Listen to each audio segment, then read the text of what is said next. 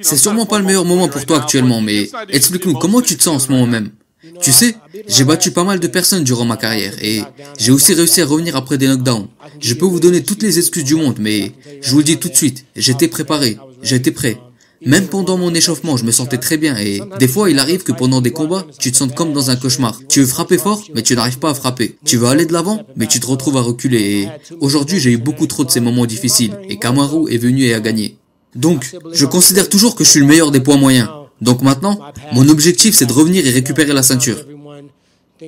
Vous savez, les gens pensent que les grands champions c'est ceux qui défendent leur ceinture et ne perdent jamais. Mais des fois, les grands champions doivent faire face aux difficultés. Ils reviennent et gagnent. Donc, je souhaite obtenir une revanche. Je pense que j'ai fait énormément en tant que champion dans cette organisation. Je pense que, bien qu'après ce combat je ne mérite peut-être pas une revanche, je pense que mon CV peut me le permettre. Je dois avouer qu'il a été très bon. Il s'est battu avec celui que toute l'organisation appelle le meilleur poids moyen de tous les temps. J'ai mis KO plusieurs combattants, j'ai battu pas mal de lutteurs, j'ai battu tous les spécialistes. Ça fait longtemps que je suis dans ce business et lui il vient de l'émission Ultimate Fighter.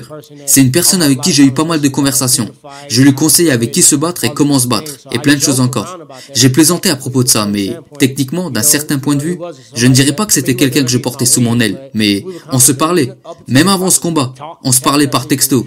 Je lui ai même dit que d'abord j'allais me battre avec Colby, mais qu'après ça serait son tour. C'était quand je pensais que j'allais me battre avec Colby. Donc je devais lui montrer du respect, parce que, comme je l'ai dit avant, j'ai souvent été dans la situation du vainqueur, tu comprends? J'ai battu énormément de personnes, j'en ai mis KO pas mal, j'ai gagné des combats très serrés où les gens pensaient que j'allais perdre. Donc j'ai fait ce que je devais faire, pour qu'il ait tout mon respect, et pour qu'il soit fier de sa victoire. Est-ce que cette performance de ce soir t'a rappelé ton combat contre McDonald? Oui, je l'ai dit dans les vestiaires. Ça ressemblait à mon combat contre lui. J'étais tout autant préparé pour ce combat. Et c'est comme si tout ce que je voulais faire, mon corps refusait de le faire. J'ai dit à mon entraîneur Dean, « Les gars, je voudrais m'excuser envers vous, vous avez tellement travaillé. J'étais prêt. Mais je vais être honnête envers vous. Ce soir, c'était juste étrange. Je n'arrivais à rien faire. Je ne sais pas exactement pourquoi, mais quand tu es à ce niveau, tu ne peux pas te le pardonner. C'est pas un sparring, et je l'ai d'ailleurs dit ouvertement, je ne gagne pas tous mes sparring. Si je les gagne, c'est que je m'entraîne avec les mauvaises personnes. Ça arrive que je perde des sparring, mais je dis à l'entraîneur qu'on refera ça le lendemain, et on le refait à nouveau. Mais dans l'octogone, tu ne peux pas te permettre de faire ça.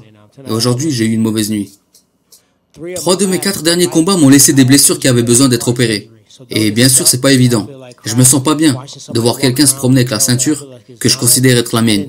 Je ne pense pas que j'ai eu des blessures qui suscitent une opération. Donc, je peux revenir dans la cage et me préparer à combattre à nouveau. Oui, j'ai dit que je me sentais pas bien pendant le combat et ce n'est pas parce que je cherche à dire qu'Ousmane n'a pas mérité la victoire. Il a tout à fait mérité la victoire. Il n'y a rien à contester. Je sais juste personnellement, et vous le savez tout autant, de quoi je suis capable. Ce combat ne me représentait pas du tout. J'ai compris dès le début que ça allait pas. Des fois, quand je commence un combat d'une manière dure et agressive, je reste dans ce rythme et je le garde pendant toute la durée du combat. Mais là, c'était quelque chose de très étrange.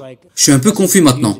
Je veux dire que j'avais tout calculé. Je me suis dit que j'allais défendre ma ceinture, puis me battre avec Colby pour ensuite monter chez les mi-moyens, prendre une deuxième ceinture et la défendre, et ensuite me poser et réfléchir à la prochaine étape. Mais maintenant, demi-tour. Je dois récupérer ma ceinture d'abord, et sûrement la défendre à nouveau. Parce que je suppose que si je bats Ousmane, il y aura encore une revanche. Donc visiblement, je devrais me battre dans cette catégorie encore au moins 2 fois, avant de pouvoir monter chez les mi-lourds pour un combat pour la ceinture.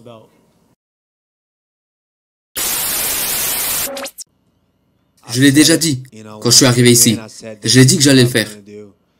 J'ai dit que j'allais prendre cette ceinture et que rien ne pourrait m'arrêter pour atteindre cet objectif.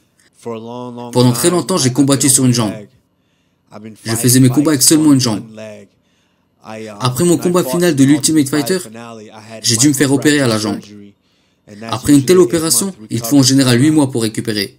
Mais je devais me battre après seulement 3 mois et je me suis battu après ces 3 mois. Et je m'entraînais avec cette blessure à la jambe.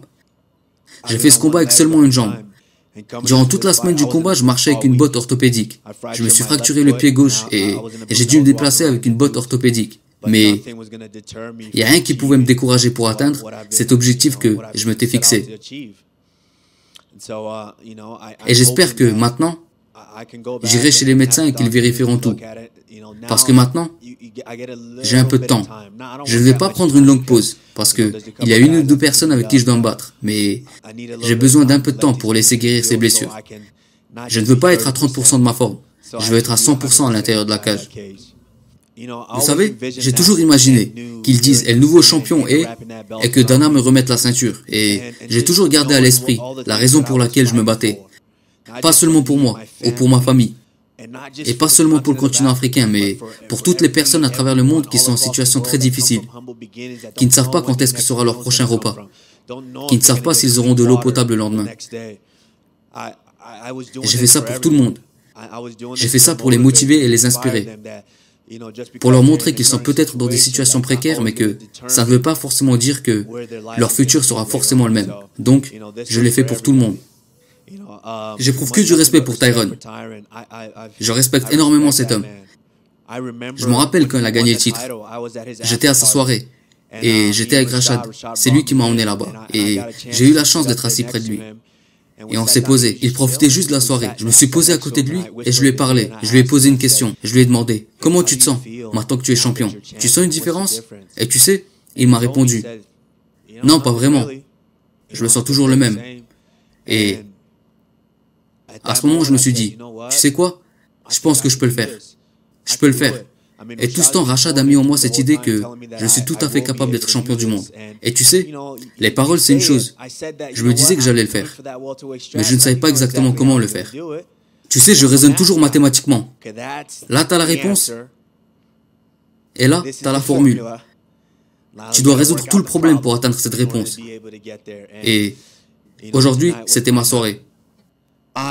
Vous ne savez pas à quel point je veux frapper et anéantir Colby. Je ne peux pas être dans la même pièce que ce gars. Je ne peux pas. Je ne peux pas le voir. Je ne peux tout simplement pas le voir. Je suis juste impatient de retrouver rapidement la santé et enfin faire un combat et le calmer. Et je serai très heureux de profiter de ça pour le faire souffrir. À ce jour, les gens n'ont pas vraiment encore vu de ce que je suis capable de faire avec mes jambes. Je sais frapper avec les jambes. Je sais le faire.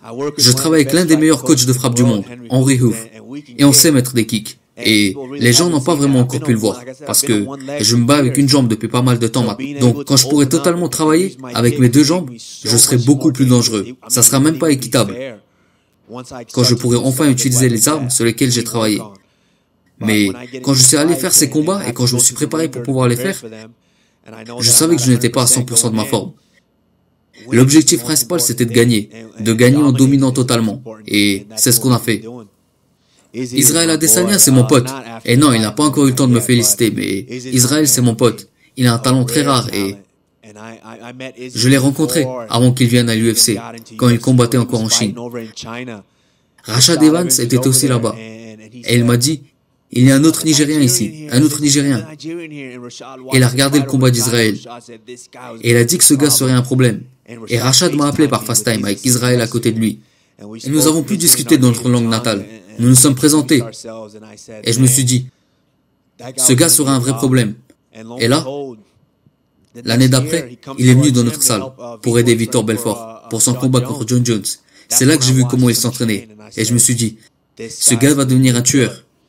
Et maintenant, nous voilà. En seulement un mois, au Nigeria, il peut y avoir 2 champions. Bien sûr, il a un combat très dur qui l'attend, parce que Kelvin Gastelum est un adversaire dangereux. Mais où est-ce que vous avez déjà vu ça? On a tous les deux eu des passés très difficiles. Et maintenant, le Nigeria, pour avoir 2 champions à l'UFC, en seulement un mois. Et il y a aussi Francis Ngannou, qui se rapproche de la ceinture des poids lourds. Donc, vous savez quoi? Je l'ai dit, je pense qu'en 2019, il est possible qu'on ait 3 champions africains. Merci les gars, j'apprécie. Tout ce que vous écrivez, que ce soit bon ou mauvais, j'apprécie ça. Merci beaucoup.